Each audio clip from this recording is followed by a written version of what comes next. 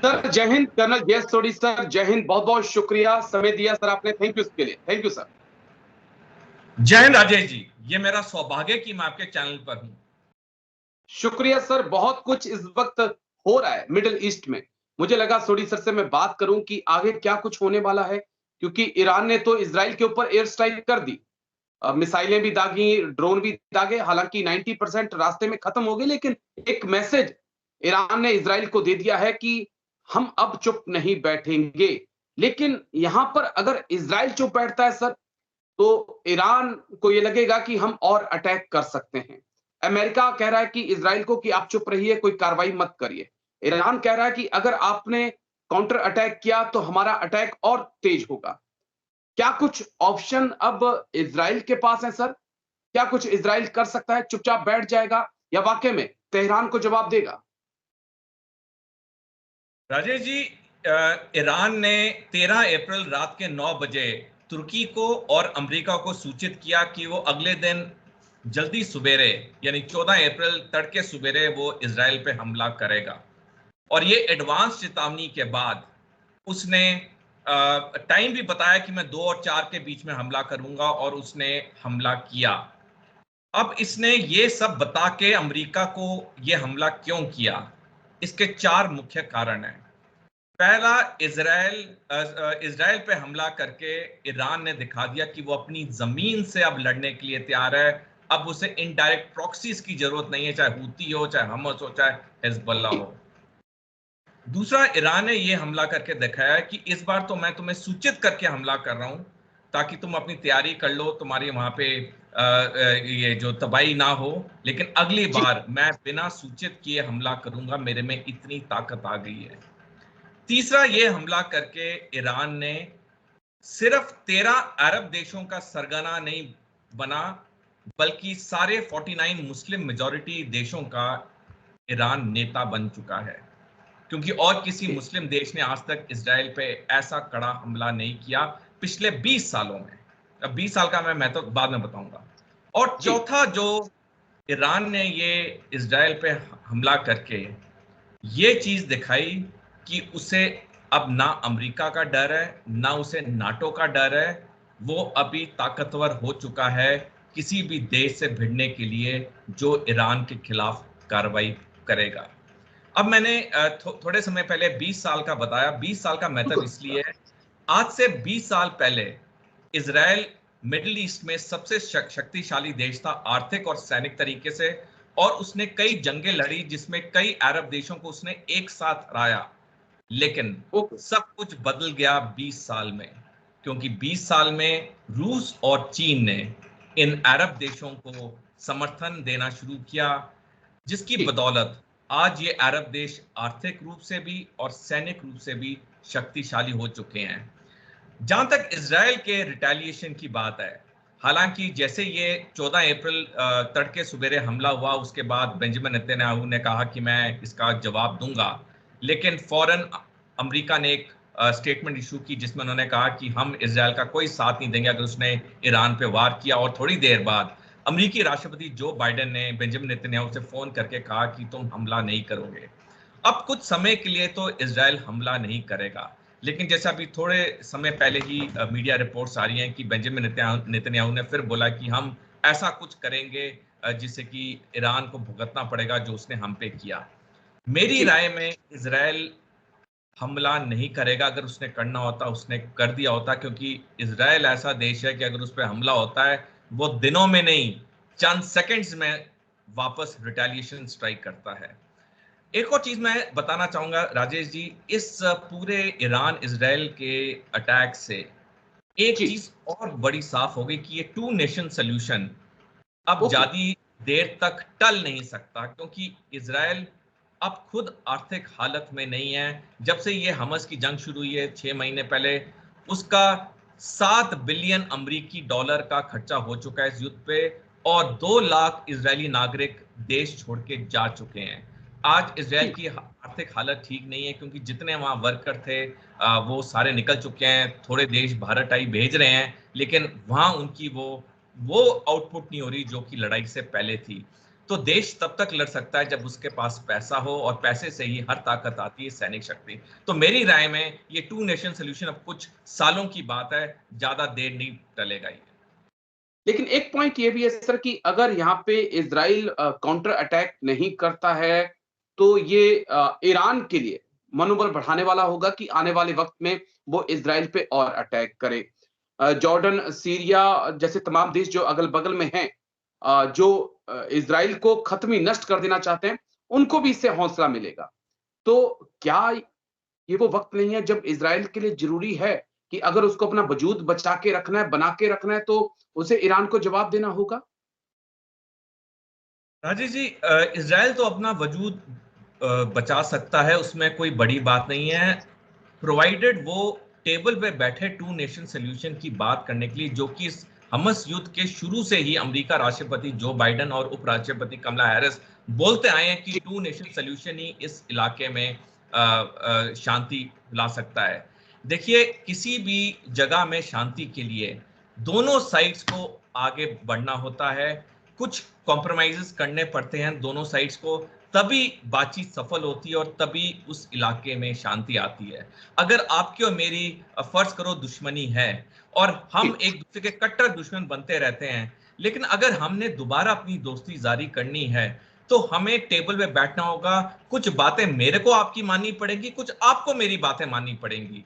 अगर इजराइल सोच रहा है कि वो 20 साल पहले सबसे शक्तिशाली था, आज भी है, ऐसा नहीं है, चीजें बहुत बदल चुकी हैं। और इस हमस युद्ध ने दिखा दिया है कि अगर इजराइल सोच भी रहा था हमस को बर्बाद करने की, वो मुश्किल ही नहीं, नामुमकिन है, क्योंकि 2007 से जब से हमस ने गाजा पट्टी पे शासन की सत्ता संभाली है, ये 5वां हमला है इजराइल का हमस पे, और हर बार इजराइल थोड़ी देर के लिए दब जाता है, लेकिन बाद में जब उभरता है तो और खूंखार और शक्तिशाली होकर उभरता है। 2-3 सवाल और है, मैं अमेरिका को लेकर भी आपसे बात करूंगा कि अमेरिका की क्या भूमिका है, लेकिन उससे पहले एक चीज और कर्नल सोडी सर जो मैं देख रहा हूं, मैंने इजराइल, माफ करिए, ईरान और पाकिस्तान के बीच भी एक एयर स्ट्राइक देखी, जहां पर पाकिस्तान जब एयर स्ट्राइक करता है वो ईरान को बता देता है, ईरान ने जो मिसाइलें लॉन्च करनी होती हैं वो पाकिस्तान को पहले बता देता है। जैसे ही ईरान का भी कुछ ऐसा ही हुआ, ईरान ने इजराइल पर अटैक करना था, अमेरिका, टर्की, सऊदी जैसे देशों को उसने पहले बता दिया था, यानी कि इजराइल को बता दिया था कि आप अपनी तैयारियां करके रखिए। कहीं ऐसा तो नहीं है कि अपनी आवाम को खुश करने के लिए आजकल एक नया तरीका ये बन चुका है कि दुश्मन देश के ऊपर जाके एयर स्ट्राइक कर दीजिए खाली जगह पर, और फिर उसके नाम पर एक सिंपैथी वोट जो है या सहानुभूति आप बटोर लीजिए, देखने को मिल रहा है? देखिए, कुछ जगह में ऐसा हो भी सकता है चुनावी फायदे के लिए, लेकिन जहां तक ईरान की बात है, ईरान और इजराइल की कट्टर दुश्मनी हम सारे अच्छी तरह से जानते हैं, जो कि 1979 से शुरू हुई थी। तो ठीक। ईरान अपनी आवाम को खुश करने के लिए ये अटैक डेफिनेटली नहीं किया है। इस अटैक के बहुत भारी मतलब हैं जो मैंने आपको बताए हैं पहले। बिल्कुल बताऊंगा। ये ये जो अटैक हुआ है, ये उस वक्त आया है जब इजराइल उतना शक्तिशाली नहीं है जितना आज से 20 साल पहले था। कुछ रक्षा विशेषज्ञ, एक मिनट दीजिए मेरे को, कुछ रक्षा विशेषज्ञ कह रहे हैं कि ये ईरान का जो हमला था इजराइल पे बिल्कुल फेलियर था, उसमें कोई सक्सेस नहीं मिली, कोई नहीं मरा, कुछ डैमेज नहीं हुआ। देखिए, ईरान ने जानबूझ के इस अटैक को फेल करने के लिए ही पहले सूचित किया, क्योंकि इस फेलियर में, इस असफलता में ईरान की सफलता है। सफलता इसलिए है क्योंकि ईरान ने इजराइल को बता दिया है कि हमारा अगला वार इससे भी खूंखार होगा, और हम बिना बताए कहां पे और कब हमने करना है हम बताएंगे। तभी आप देखिए, अमेरिका भी बार बार ये कह रहा है कि वो ईरान से लड़ना नहीं चाहता। अगर ईरान में ताकत ही नहीं होती तो अमेरिका जैसे देश ने कब का ईरान पे कब्जा कर लिया होता। अमेरिका ने इराक पे कब्जा करने से पहले 1991 में दो बारी नहीं सोचा। अमेरिका ने अफगानिस्तान में इन्वेजन करने से पहले 2 बारी नहीं सोचा। लेकिन वो ईरान पे कब्जा की बात क्यों नहीं कर रहा, ईरान से लड़ाई की बात क्यों नहीं कर रहा? क्योंकि अमेरिका भी जानता है आज ईरान में वो आर्थिक ताकत भी है, वो सैनिक शक्ति भी है। ठीक, लेकिन मेरा एक पॉइंट अलग था जिसको मैं समझना चाह रहा था आपसे। नेतन्याहू के खिलाफ बहुत विरोध प्रदर्शन हो रहे हैं इजराइल में, तमाम लोग मांग कर रहे हैं कि नेतन्याहू को सत्ता से हटाया जाए। लेकिन क्या इस अटैक ने, जिसमें नेतन्याहू चाह रहे थे कि ईरान इस जंग में शामिल हो, तो क्या नेतन्याहू उसमें कामयाब नहीं हुए हैं कि ईरान को उन्होंने शामिल कराया और एक यूरोप को भी मैसेज गया और आम पब्लिक को भी मैसेज गया कि ये जंग अब ईरान के खिलाफ है, जो कि इज़राइल के वजूद को खत्म कर देना चाहता है। क्या नेतन्याहू उसमें कामयाब नहीं हुए? ये समझना चाहूँगा। दूसरा, अगर रईसी की बात करें ईरान की, तो वहाँ पर भी हमने देखा पिछले 2 ढाई साल से लगातार वहाँ की हुकूमत के खिलाफ अवाम सड़कों पर है। वो उनको हटाना चाहते हैं। वो अपने उनकी मांगे हैं कुछ कि भई हमें भी एक अच्छा जीवन मिले। तो वहाँ की ईरान की जो सरकार है वो भी प्रेशर में थी। तो क्या दोनों, इज़राइल ने भी और ईरान ने भी, इस मौके को अपने लिहाज से नहीं भुनाया है सर? ऐसा नहीं लग रहा आपको? राजेश जी, जब से ये इजराइल हमास का युद्ध शुरू हुआ है 7 अक्टूबर पिछले साल से, तब से कई ओपिनियन पोल हुए हैं इजराइल के अंदर ही, और हर ओपिनियन पोल में एक ही चीज सामने आई है कि अधिकतर इजरायली नागरिक बेंजामिन नेतन्याहू को सत्ता से हटाना चाहते हैं। जो रिसेंट ओपिनियन पोल हुआ वो टाइम्स ऑफ इजराइल नामक एक विख्यात अखबार में हुआ, जो इजराइल में छपता है। 8 अप्रैल को उनके अखबार में छपा कि 71% इजरायली नागरिक चाहते हैं कि बेंजामिन नेतन्याहू इस्तीफा दें। तो चाहे हमास इजराइल पे हमला करे, चाहे ईरान करे, चाहे हिजबुल्लाह करे, बेंजामिन नेतन्याहू को अधिकतर इजरायली नागरिक सत्ता में नहीं रहना देना चाहते हैं, क्योंकि ये वो बेंजामिन नेतन्याहू को ही दोषी और जिम्मेवार मानते हैं ये जो सारे हमले हो रहे हैं, क्योंकि उन्होंने सैनिक अपनी सेना को ताकतवर होने से रोका, उन्होंने सेना को डिवाइड किया पॉलिटिकल लाइंस पे, उन्होंने जुडिशरी में रिफॉर्म लाने की कोशिश की जिससे इजराइल के अंदर बहुत बड़े प्रदर्शन हुए। तो इस सारी चीज की जड़ इजरायली नागरिक बेंजामिन नेतन्याहू को मानते हैं। मैं आपकी बात से बिल्कुल सहमत हूं कि ईरान के अंदर भी रईसी के लिए कुछ खास सपोर्ट नहीं है, लेकिन बात यह है कि हालांकि रईसी के लिए सपोर्ट ना हो क्योंकि वो हिजाब का वहां बहुत बड़ा इशू चल रहा है, लेकिन जो ईरानी नागरिक हैं वो इजराइल के मुद्दे पे रईसी के साथ हैं।